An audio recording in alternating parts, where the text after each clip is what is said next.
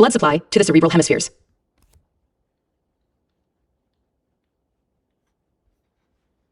Blood supply to the cerebral hemispheres. 1. Anterior circulation, internal carotid system. A. Anterior cerebral artery, ACA, supplies medial portions of frontal and parietal lobes, leg and foot area of homunculus. Deficit. Contralateral leg arm weakness and sensory loss. Urinary incontinence, medial frontal micturition center.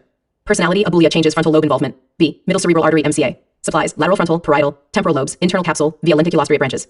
Deficit. Contralateral face, arm, leg weakness and sensory loss. Aphasia, dominant hemisphere, Broca Wernicke areas.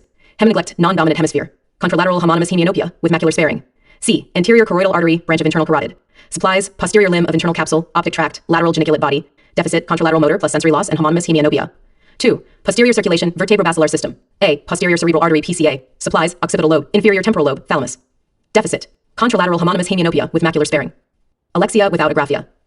Dominant occipital cortex plus splenium of corpus callosum. B. Basilar artery, supplies, pons and midbrain.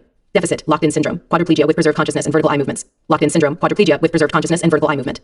C. Vertebral arteries. Give rise to anterior spinal artery, ASA, medial medulla, contralateral hemiparesis, decreased proprioception, tongue deviation, CN12, posterior inferior cerebellar artery, PICA, lateral medulla, Wallenberg syndrome, dysphagia, hoarseness, Horner's, ataxia, key mnemonics, ACA, A for anterior leg, MCA, M for mouth and face, PCA, P for posterior vision.